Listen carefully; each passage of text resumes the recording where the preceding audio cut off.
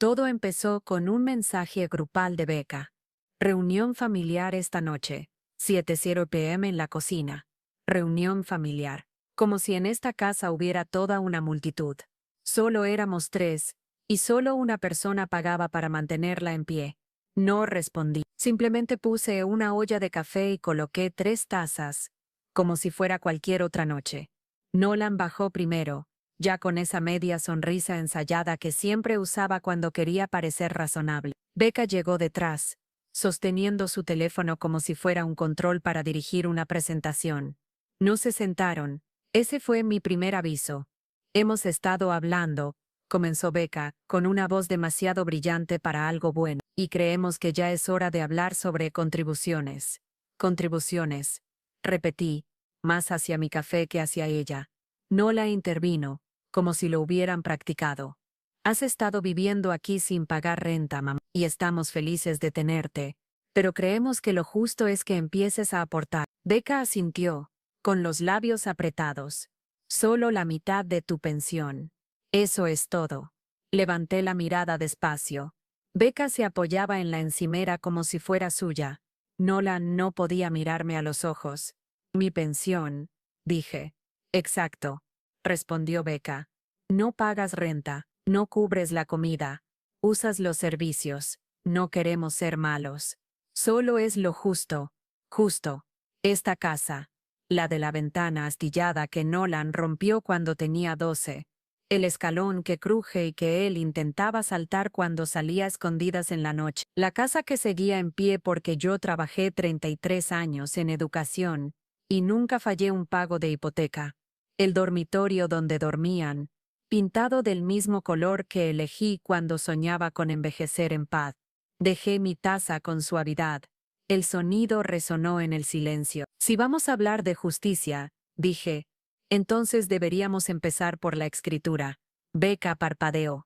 ¿Qué? La escritura. La escritura. Repetí. Quieren la mitad de lo que entra. Entonces hablemos de quién es realmente lo que tenemos debajo de los pies. Nolan carraspeó. Solo intentamos manejar mejor las cosas.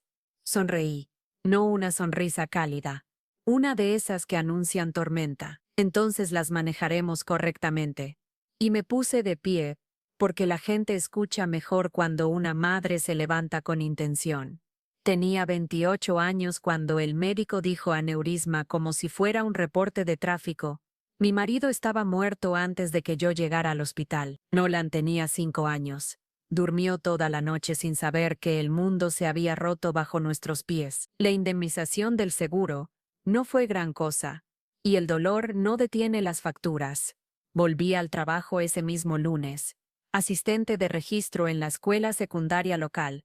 Jornadas largas. Presupuesto apretado. Cero margen para errores, pero aprendí a estirar $1, hasta que pidiera misericordia. Preparaba almuerzos caseros. Remendaba la chaqueta de Nolan. Cancelé vacaciones por años. Ahorré cada ingreso extra, cada reembolso estatal, cada pago por tutoría. Esta casa, la del camino de entrada desnivelado y la terraza que gotea cada primavera, fue mía cuando Nolan cumplió 25, sin ayuda, sin segundo ingreso, solo una perseverancia lenta y terca. Cuando Nolan llamó el año pasado y dijo que había perdido su trabajo, no dudé. Por supuesto que pueden venir a casa. Tú y Becca solo necesitan unos meses para recuperarse. Lo dije de verdad. Lo creí. Llegaron con 5 cajas, 2 portátiles y más quejas que gratitud. Al principio no me molestó. Becca hablaba demasiado, pero limpiaba. Nolan se ofreció a cortar el césped una vez. Me dije que estaban ajustándose. Pero los meses pasaron. Becca empezó a llamar al cuarto de invitados, nuestra habitación. Nolan comenzó a dejar platos en el fregadero como si yo siempre hubiera sido la encargada de limpiarlos. Sus currículums juntaron polvo, sus facturas también. Compraban comida para llevar y entradas para conciertos, pero jamás ofrecían dinero para la luz. 14 meses después, y aún no he visto que compren ni un rollo de papel higiénico. Hablan del futuro como si yo no estuviera incluida. Cuando repintemos la cocina, cuando renovemos los pisos. Nunca les di una llave. Nolan copió una de todas formas. Me quedé en la cocina después de que se fueron a dormir, mirando la foto enmarcada junto al fregadero. Nolan, de 6 años, sosteniendo un martillo y sonriendo junto a la primera pared que arreglé yo misma. Ellos no saben en la casa de quién están parados, pero están por descubrirlo. Mirando atrás, no fue un solo momento, fue una cadena de ellos. Cosas pequeñas, fáciles de ignorar si una quería. Becca llevaba meses haciendo preguntas, inofensivas. Al principio, ¿cómo depositan tu pensión? ¿Es fija o ajustada por inflación? ¿Tienes un beneficiario asignado? Pensé que era curiosidad. Le gustaba hacerse la inteligente, siempre con un podcast sonando, citando opiniones ajenas como si fueran sabiduría propia. Yo la dejaba.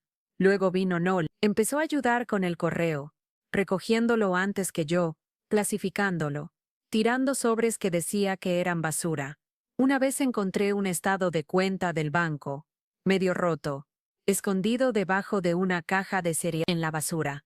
Cuando le pregunté, sonrió como si yo hubiera imaginado todo. Solo otra oferta de tarjeta, mamá. Quise creerle, quise pensar que aún había buena intención. Pero entonces comenzaron los susurros detrás de puertas cerradas. Tardes, noches, palabras apagadas, cronograma, transferencia, adelantarnos. Aún así esperé. Esperé algo que no pudiera explicarse con una excusa. Llegó un martes por la noche.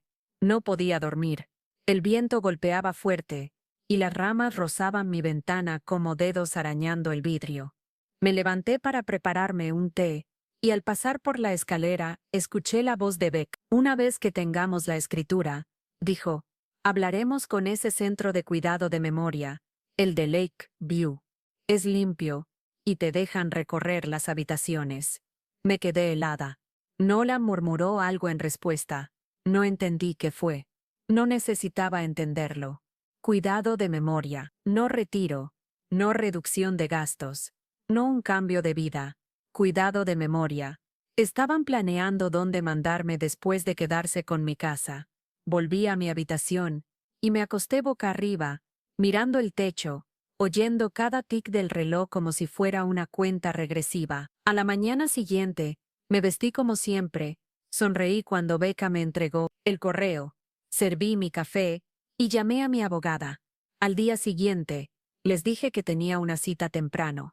Becca apenas levantó la vista del teléfono. Nolan murmuró una ja que pasaba por saludo. No preguntaron a dónde iba. Nunca lo hace. La oficina de Marianne, mi abogada, quedaba a 20 minutos, entre una cafetería y una tintorería. No había ido en casi 2 años, desde que creé el fideicomiso inicial. Entonces todavía creía en la justicia, en la familia, en que Nolan algún día asumiría el papel de adulto que tanto evitaba. Me senté frente a ella y dije sin rodeos, sácalo. No se sorprendió, solo asintió y abrió el archivo. ¿Quieres agregar a alguien más en su lugar?, preguntó. No, respondí. No estoy de humor para dar. Ella sonrió con suavidad y comenzó a trabajar. Actualizamos el fideicomiso revocable. Yo seguía siendo la única fideicomisaria, beneficiaria, sin cláusula de transferencia en caso de muerte, sin derechos de copropiedad, sin nada que pudiera manipularse después. Y luego fuimos más lejos. La casa, la pensión, las inversiones, todo asegurado a mi nombre con restricciones específicas, sin cofirmantes, sin reclamos familiares. Si algo me pasaba, todo iría a un fondo privado de becas al que había donado años atrás bajo otro nombre, más limpio, más seguro. Tomó una hora, sin dramatismo, sin dudas, solo firmas, sellos y una paz fría que se acomodó en mi pecho como aire de invierno. ¿Quieres notificarlos?, preguntó Marianne al final. No, dije. Aún no. Conduje a casa despacio, viendo los árboles pasar como sombras largas contra la ventana. Al llegar, el auto de Nolan no estaba. Las sandalias de Becca estaban junto a la puerta. La ropa sucia desbordaba el cesto del pasillo. La casa olía pan tostado, quemado y a ese limpiador de lavanda que le gusta a ella. No a mí. Guardé los documentos en un cajón con llave. Luego me serví otra taza de café, que sigan creyendo que tienen el control, que sigan susurrando sobre escrituras y planes futuros. Yo ya no estaba reaccionando, ahora estaba preparándome. La cena esa noche fue inusualmente silenciosa. No hubo comentarios pasivo-agresivos de Becca. No hubo los ruidos exagerados de Nolan al masticar, como si eso fuera mi problema. Solo el tintinar de los tenedores y el zumbido del lavavajillas de fondo. A mitad de la comida, Nolan carraspeó y dijo: «Oye, mamá, estuve leyendo sobre un tipo de transferencia de escritura que ayuda con los impuestos. Como si la casa está a tu nombre pero es para la familia. Puedes firmar un formulario sencillo y eso evita problemas después». Becca ni siquiera fingió que era una conversación casual. Mantenía los ojos fijos en mí, esperando una reacción, un gesto, un titubeo. Me limpié la boca, tomé un sorbo lento de agua y asentí. «Mándame el artículo». Nolan sonrió como si acabara de ganar una pequeña batalla. Esa noche, mientras ambos estaban en la planta alta, fui a mi oficina por un bolígrafo. El cajón donde guardaba mis archivos no estaba completamente cerrado, pero tampoco abierto. Solo lo suficiente para detenerme. Lo jalé con cuidado. La carpeta con el fideicomiso actualizado seguía allí, pero fuera de lugar. Yo siempre dejo los bordes alineados, y esa vez no lo estaban. Entonces vi la caja fuerte, pequeña, vieja, nada elegante, pero sé exactamente cómo la dejo. La perilla estaba un punto fuera de su posición habitual, no cerrada del todo, no bloqueada. La abrí. Nada faltaba, pero alguien había estado ahí. Me giré hacia la cocina.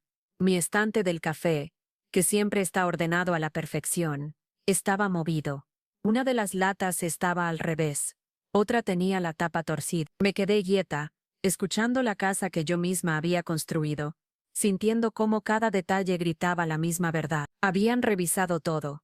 No solo husmeado, buscado, escarbado, esperando encontrar algo que creían que les pertenecía. Me quedé ahí un largo rato antes de apagar la luz. Esa noche no dormí. Me acosté escuchando las escaleras crujir cuando Nolan bajó por algo. Probablemente un antojo, o quizá otra ronda de búsqueda. No lo detuve. Que buscara hasta entender cuánto cuesta subestimarme. Se fueron un viernes por la tarde. Becca gritó algo sobre el tráfico y sobre salir antes de que llegue la tormenta. Nolan tomó una bolsa de deporte, y apenas me dijo adiós. La puerta se cerró de golpe detrás de ellos. Esperé 10 minutos, solo por precaución. Y entonces empecé. El cerrajero llegó a las 2:15. Para las 2:45 la puerta principal, la trasera y la lateral, tenían cerraduras nuevas. Le pagué en efectivo.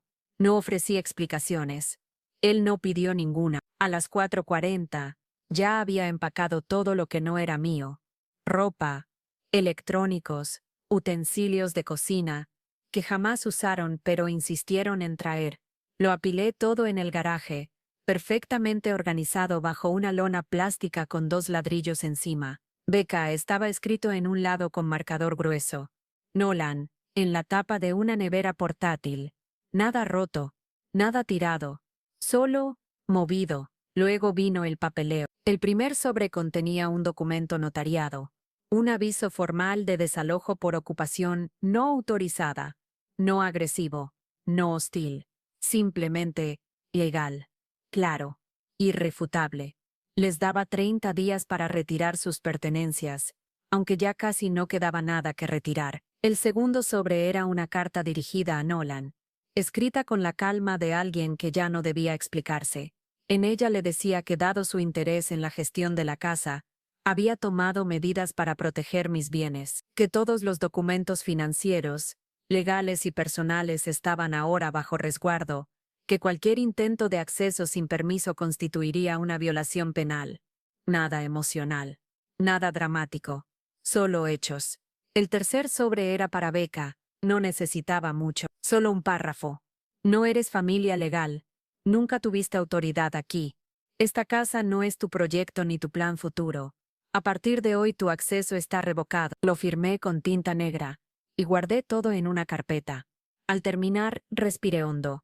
Había un silencio distinto en la casa, más profundo, como si las paredes hubieran estado conteniendo la respiración durante meses, y finalmente la soltar. Me serví un té y caminé por el pasillo, sintiendo el eco suave de mis pasos.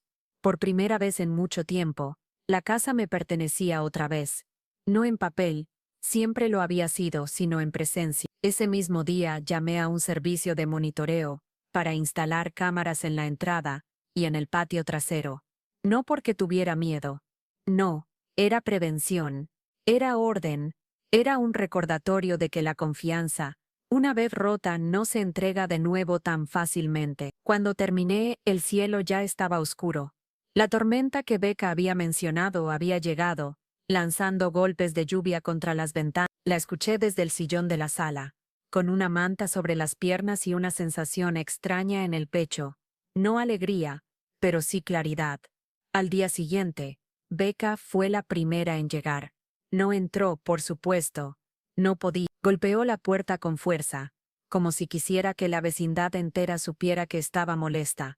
Yo abrí solo lo necesario para que la lluvia no entrara. ¿Qué es esto?, dijo agitando el sobre como si ardiera. Un documento legal, respondí. Puedes leerlo. Dices que tenemos 30 días, pero ni siquiera vivimos aquí ahora mismo. Nos fuimos por unas horas. No importa. Ya no viven aquí. Becca frunció el ceño. ¿Estás loca? Esta casa es de Nolan algún día. Ya no, dije con calma. Ella dio un paso hacia la puerta, pero la cerré un poco más. Becca, este no es tu hogar. Nunca lo fue. Su mandíbula tembló, quizá de rabia, quizá de incredulidad. Luego giró sobre sus talones y corrió hacia el auto. Nolan llegó 10 minutos después, empapado, respirando fuerte, con una mezcla de vergüenza y enfado en la cara. ¿Qué hiciste?, preguntó. Lo necesario, respondí. Él abrió el sobre con las manos temblorosas. Lo leyó. Lo volvió a leer. Y cuando levantó la mirada por primera vez en mucho tiempo, no vi desdén ni superioridad. Vi miedo. Cuando llegamos a la última sala de reuniones, la más alejada y silenciosa de todo el piso, supe de inmediato que algo importante estaba por ocurrir. No era solo la manera en que mi jefe mantenía la mirada fija en el suelo, ni cómo los otros directivos parecían inquietos, moviendo papeles que no necesitaban mover. Era la atmósfera, una de esas que anuncian un giro inesperado. Me ofrecieron asiento, pero preferí quedarme de pie.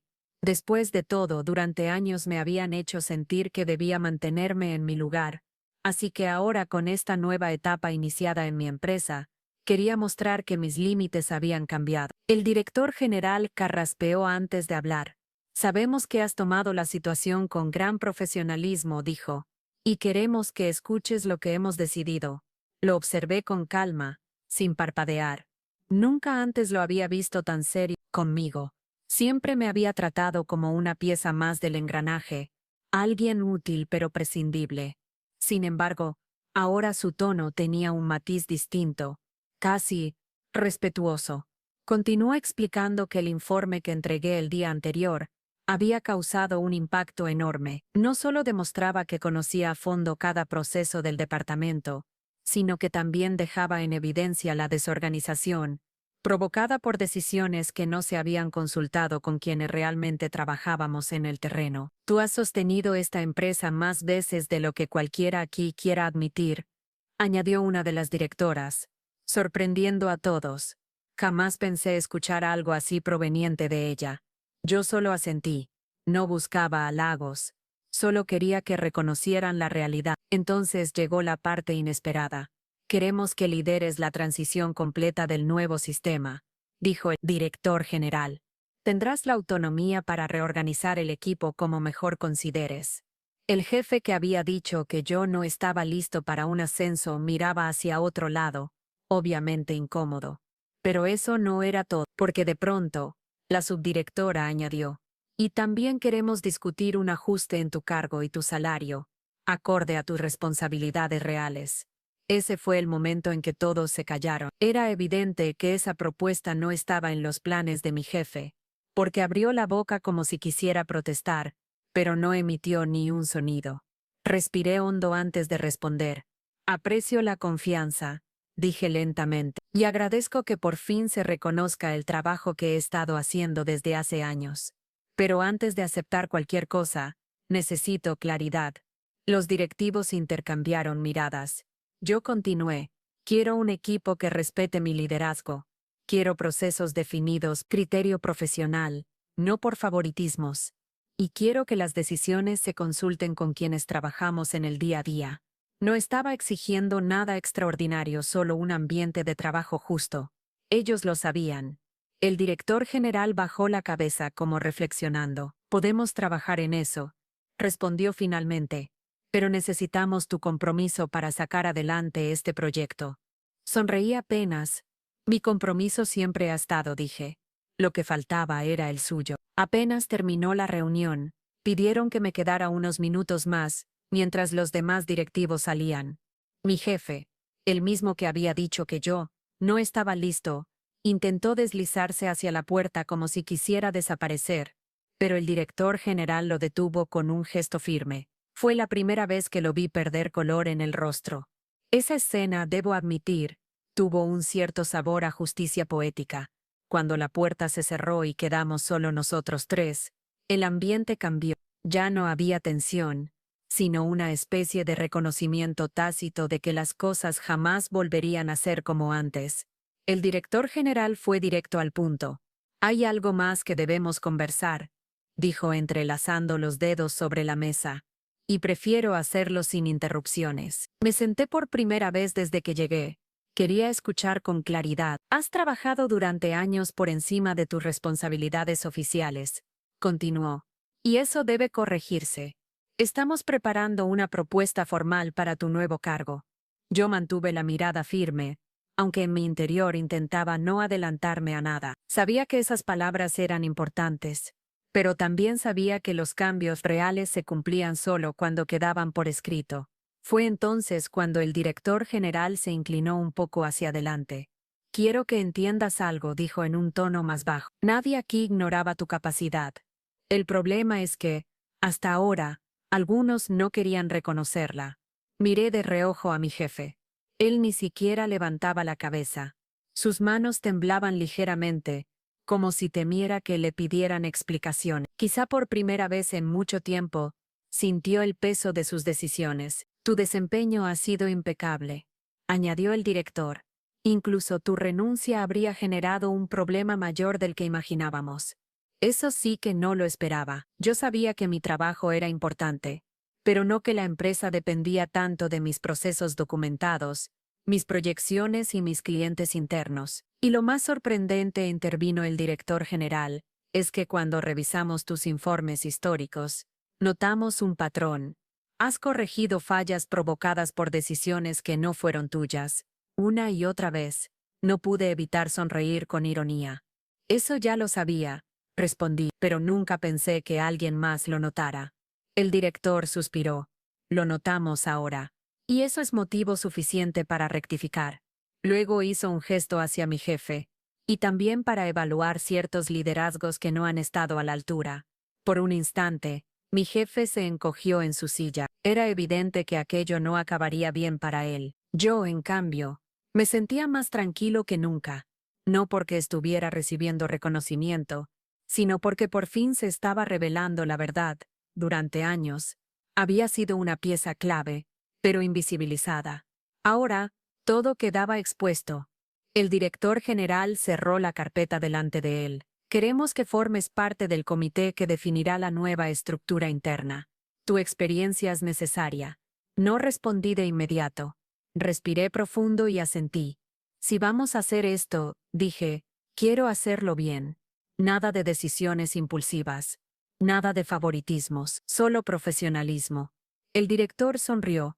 Eso es exactamente lo que necesitamos. Salimos finalmente de la sala de reuniones, y por primera vez en mucho tiempo, sentí que podía respirar sin esa presión constante en el pecho.